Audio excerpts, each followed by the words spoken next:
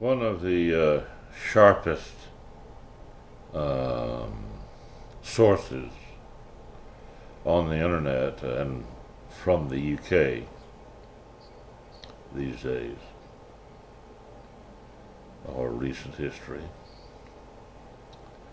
has taken to task um, those who disagree violently, or say violently, with murderers, uh, vehemently, is that better? Completely.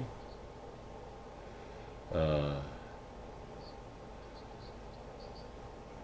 I don't know what we can do about people who have, by their actions or word choices or combinations or through time, I don't know what can be done to say that a person has rendered himself or herself completely irresponsible.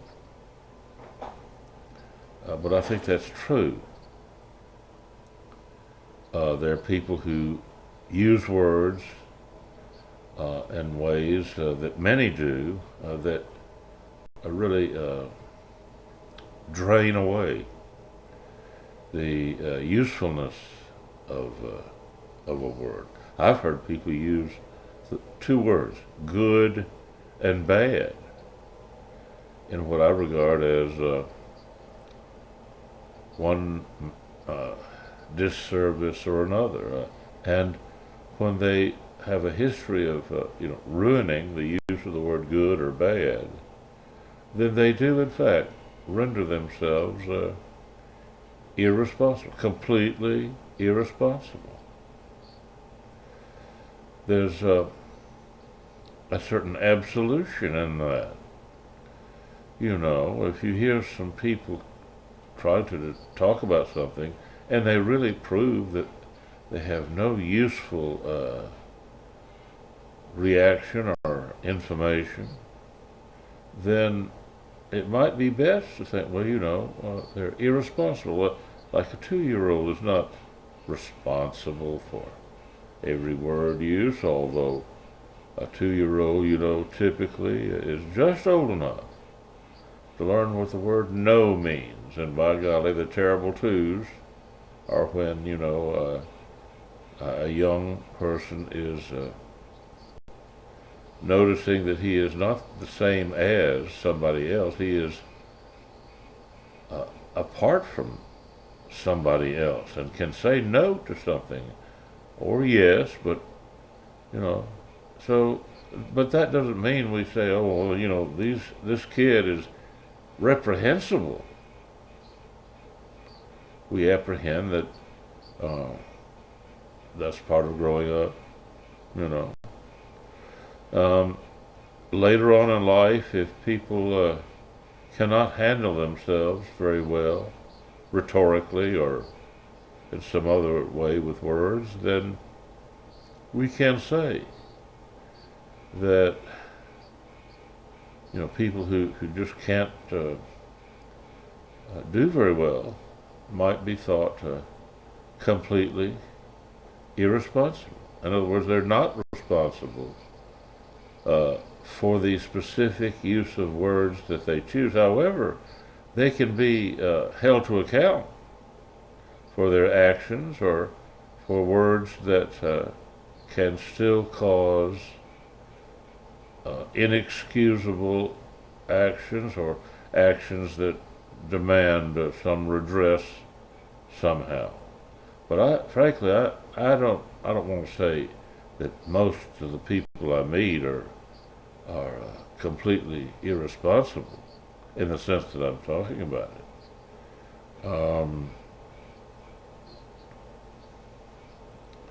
It even goes so far as my situation. Uh, Mine is a situation wherein or whereof there is no credibility uh, detected or allowed or useful where I'm concerned. Of what I say, for example, about the harm that's been done to me, people literally laugh. So I am completely irresponsible. I have no responsibility for my own welfare. I cannot make significant choices in the context of being wronged one way or another. Um, I don't think it's quite so bad for so many people. Many people know there was a book, now it seems like many years ago, called The Peter Principle. The author explained that people tend to rise to their level of incompetence, and there they stay. You know, they're not promoted anymore, but they aren't demoted to something that they know how to do, but they arrive to the level where they don't know what they're doing, and they just stay there until it's time to retire or something. And so when they're in that condition, I would say that they are completely irresponsible. They're not responsible for improvements having to do with their actions. So when people misuse the word what?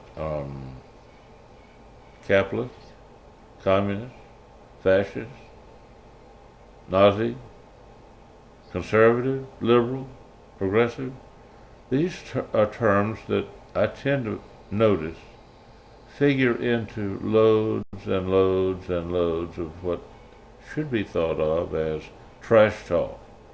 Simply trash talk. No one who is responsible is saying much. People who are irresponsible just hardly ever shut up. Having to do with what has become a kind of awkward version, an unsatisfactory version of trash talk. Now, I know some people, a guy named Eric, he lives in Florida, and he and his friends engage in some of the most hilarious football trash talk I've ever been exposed to. It's just hilarious. Sometimes some of it's a little too much for me, but mostly it's just hilarious, good-natured, and so on. There isn't quite the same thing that there used to be. For example, I can remember some old interviews. For example, Adlai Stevenson and someone else would sit down side by side, not as if they're in separate counties or nations, but side by side at a little tiny table and opposite the interviewer. And the banter would be very decent. Each had a sense of humor, and it simply wasn't as manic and obsessive as what we find now. Usually because there are interviewers and producers who want to turn up the temperature, until they're in some sort of a crucible to be melted down in public. But there's a situation where if we're going to get into linguistics, I'm not sure it's a good idea, but I mean, in the case of those who are completely irresponsible, I mean, if that's the opinion that is had of an individual, in the sense that they obviously are out of their league or depth or something, that's a way of saying that they're incompetent, that they are not up to speed, they're not even relevant to the kinds of discussions that might be appropriate. It's like saying this person is not not necessarily criminal, but that this person just can't contribute very much because of being irresponsible.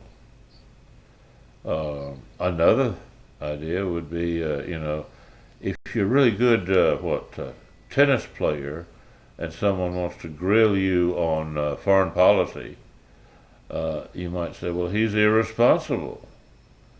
He doesn't know, he's not responsible for anything. If you want to interview someone, then interview someone who is responsible. But, if people start misusing terms like liberal, conservative, left or right, up or down, uh, I'd say half the people using those terms are irresponsible. They don't know what they're talking about and stuff like that. And that's a far cry from people who know damn well what they're doing. I'll give you an example. Someone who is very popular globally, really, but certainly in the United States, he's been dead for a while now, was Billy Graham.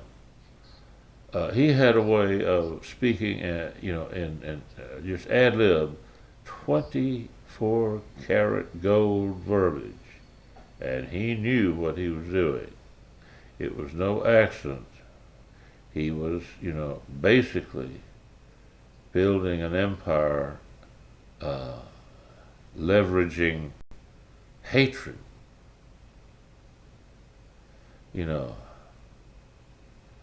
his whole career, making a distinction between people who should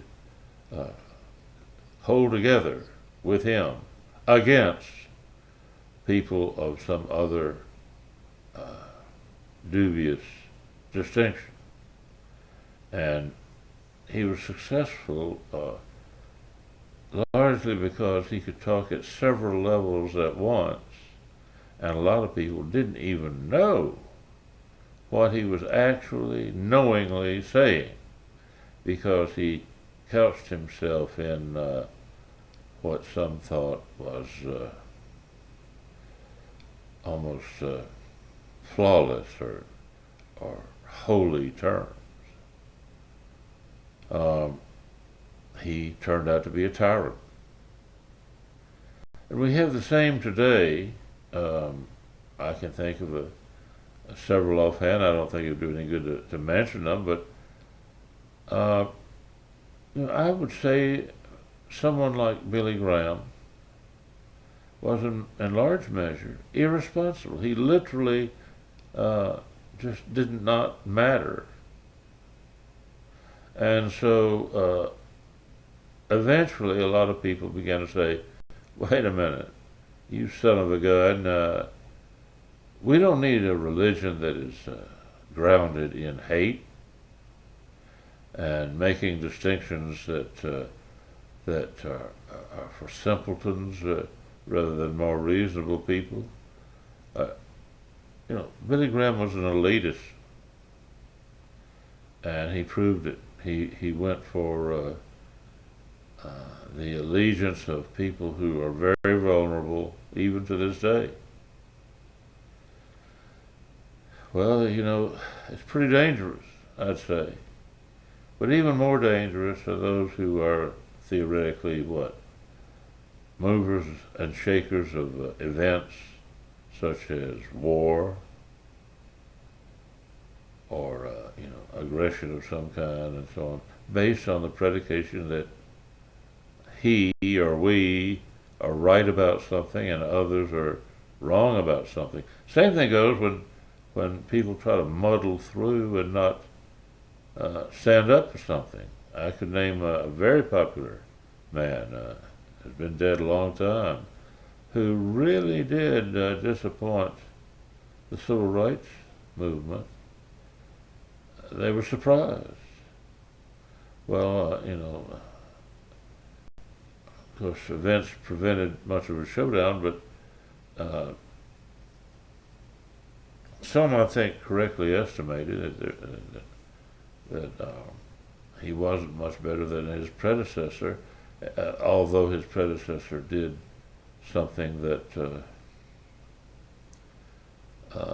is strangely different now. We have the use of military to go into what some call sanctuary cities and do what they want to in order to set things up with cleanliness and orderliness that the local governments have failed to establish or reestablish. Frankly, I don't know enough about it, but I'm concerned,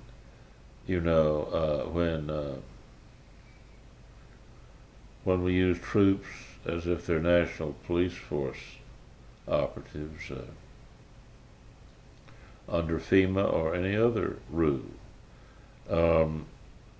There are things on the books that says, for emergencies and so on.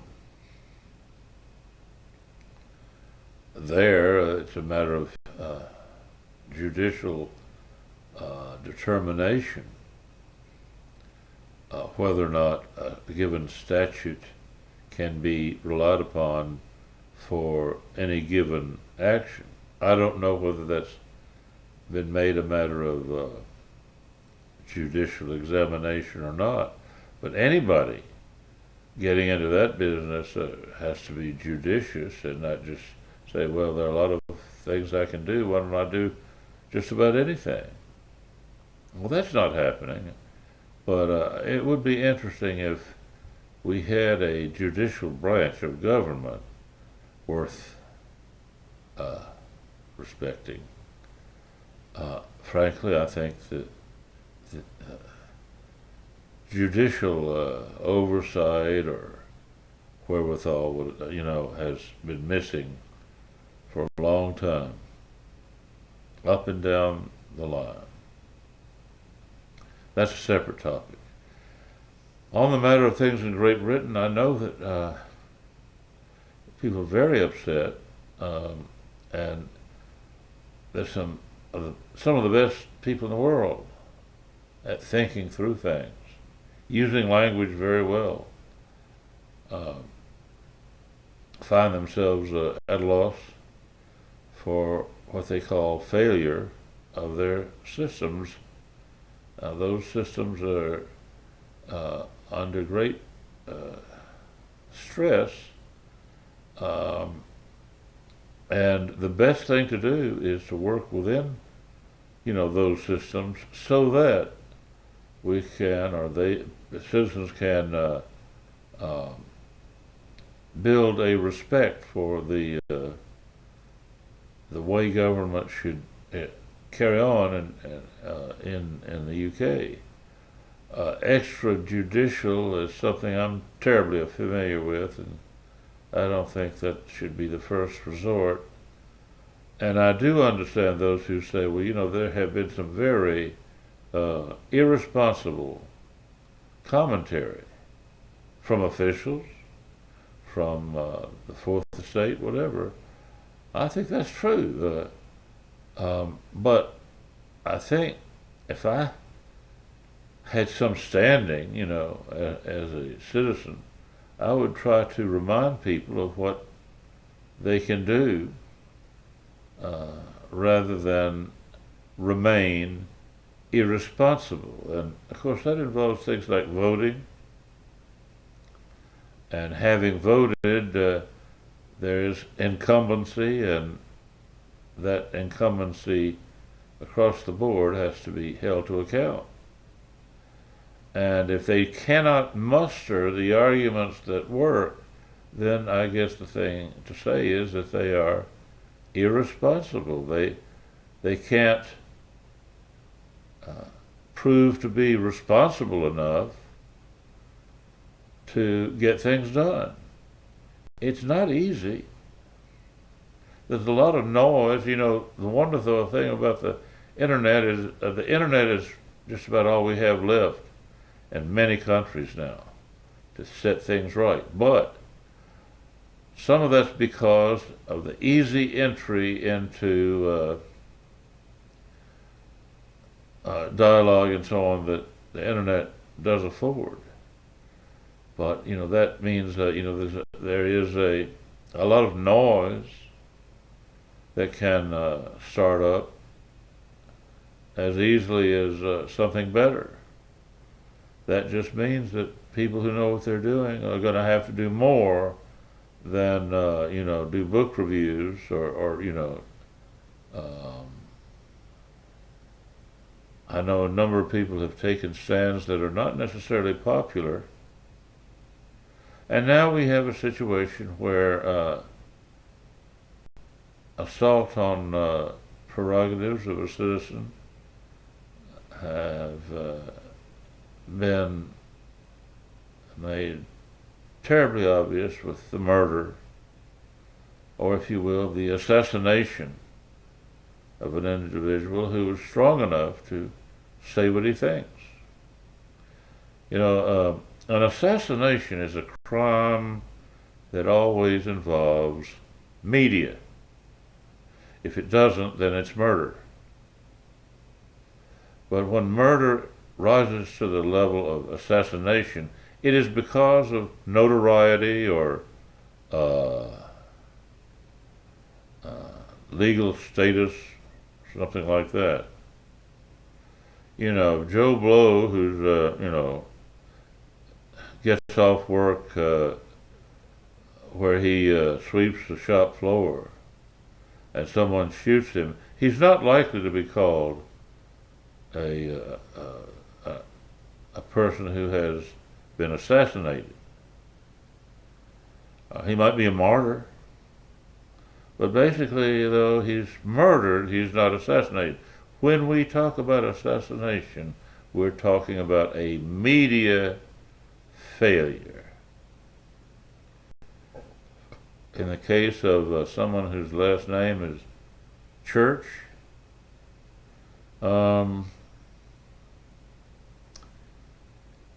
he put his faith in a system that involves dialogue or public exercise of free speech. That was his strongest faith. People might talk about something he believed in just about as much. Well, not quite. Really, the biggest deal he tried to make was to put himself in harm's way with the faith that he was in good hands. What hands? Well, he became a celebrity of sorts. Now, that's a word that's misused a lot. But he became something of a celebrity, but at the same time, media saw to it that he was hated very, very much. The people who were spewing hate were not all answered or put down rhetorically. The people who hated him or hated free speech put him down, in no uncertain terms, in an assassination. He was not just Joe Blow, anonymous, killed at random or whatever. An assassination always involves notoriety and basically a failure of an environment that should enjoy free speech and safety. And in Britain, the level of safety has been compromised greatly, and there are many people who don't yet fear, that the government's going to grab them, and take them away somewhere for lack of their having free speech ability. I think the immediate fear for a lot of people is, well, if I speak out, I might be, at the wrong end of a high-powered rifle. In Birmingham, Alabama, there are those who call Birmingham Bombingham because things got so bad that churches and homes and cars were bombed regularly. And the environment, just went that way, uh, and that could happen in Great Britain unless free speech is maintained, and it's not maintained theoretically. It's maintained by its use by people who have opinions that matter. Uh, if too many people really are completely irresponsible, then that just leaves too much room for those who are violent, which is a separate issue. Being irresponsible is about like, you know, just being unable to uh, make good sense. It'd be like, you could ask your Sunday school teacher what he or she thinks about some economic statistics or something, and well, I dare say many, if they were willing to say something, would end up as prime minister for what, 50 days, something like that, without ever looking. They didn't know how brilliant I was, but well, what? That's completely irresponsible. There was a prime minister recently. When the Queen met her for the first time, she took to her bed and died because the person was completely irresponsible. That doesn't mean she was criminal, in some way. But I mean, she has to be held accountable. She was. She was held to account. She was found wanting, and she was replaced very quickly. The whole thing was an amazing development. Now, if there are people in government who are completely incompetent or irresponsible,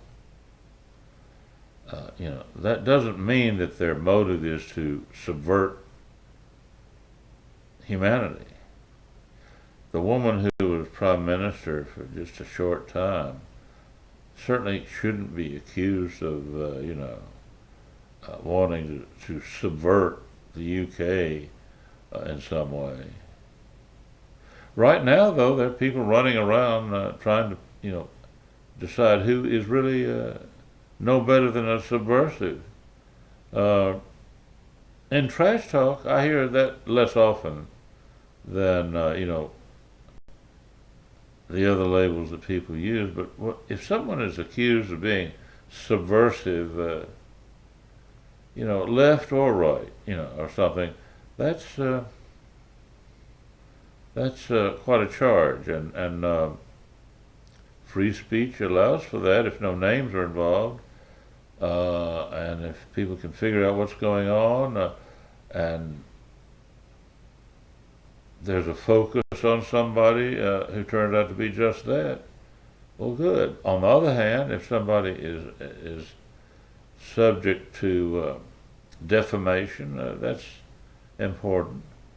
In the U.S., if a court deems a person to be a public person, then he or she doesn't have the rights of many who can sue if they feel they've been defamed or whatever. I have heard people from time to time say there ought to be some change in the law so that people whose names are household words are protected from, defamation or anything like that. you could say, in a way, that there's a kind of subversiveness to character assassination. I mean, I know it's done for sport. It sure is, but sometimes it's done so that some advantage is gained. I remember Huey Long in Louisiana had a hard time with defamation, and to this day they don't know really how he died. It's very strange. But anyway, uh, there are others we know about who, for example, Martin Luther King was killed by a man who had a daily dose of hate from the media every day. If people remember back then, Dr. King was accused of being a communist uh, every day, and worse than that, really. And, well, naturally that eventually involved too many people who reinforced the idea that vigilantes should do something. I know firsthand about vigilantes and being rendered unable to uh, contribute as others can, although some say it's for my own good in terms of things. I've never spilled the beans on any number of topics, and I don't think I ever will. Also, though, I know that I could say things that would be discounted, very summarily. Um, there are those who are irresponsible when doing the same kinds of things that accusers are doing rhetorically.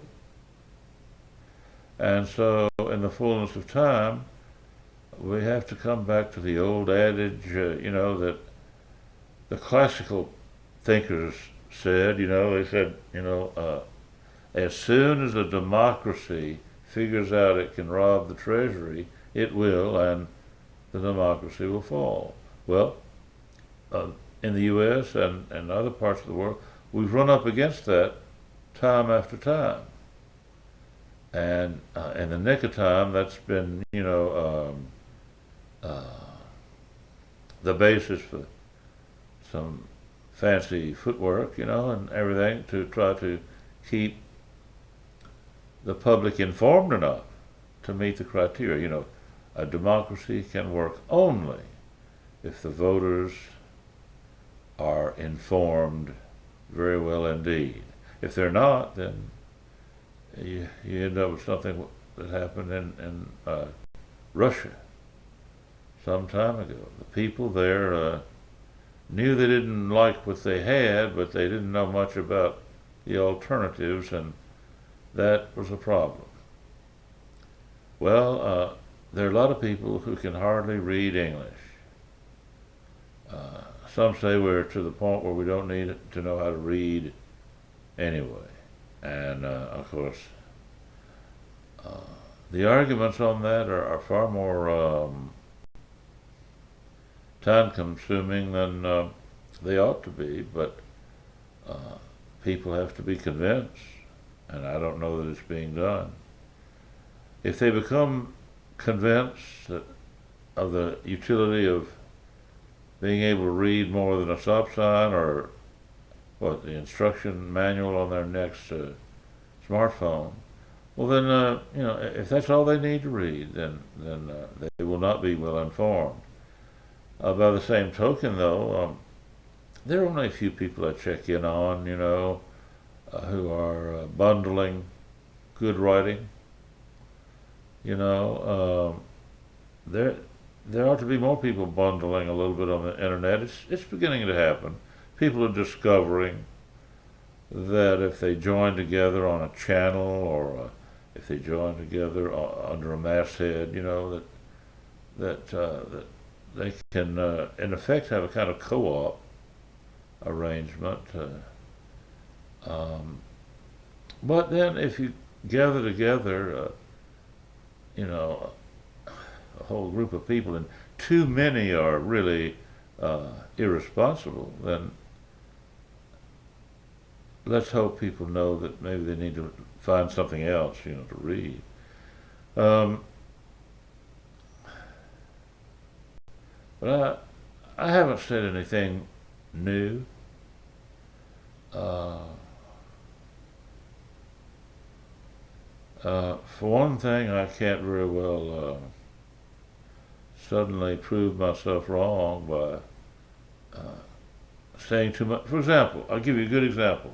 The whole idea about uh, orbital mechanics. I've already heard some malarkey about that, but I don't think it behooves me. I'm going to stay in my lane. And not only that, I'm just going to stay in my room. And it's not even midnight on Sunday, the 14th of September, but 10 minutes to midnight. And I've got to upload this and try to get some rest after that. But I am enthusiastic about those who are willing to confront some of the issues, and in doing so, maybe confront those who think that being a vigilante is okay. I know some who have been explicit having to do with me, and they are reprehensible. They really are. And it's just unspeakable stuff that still goes on. Oh, but I won't get into that now. I'm going to upload this and get back in bed.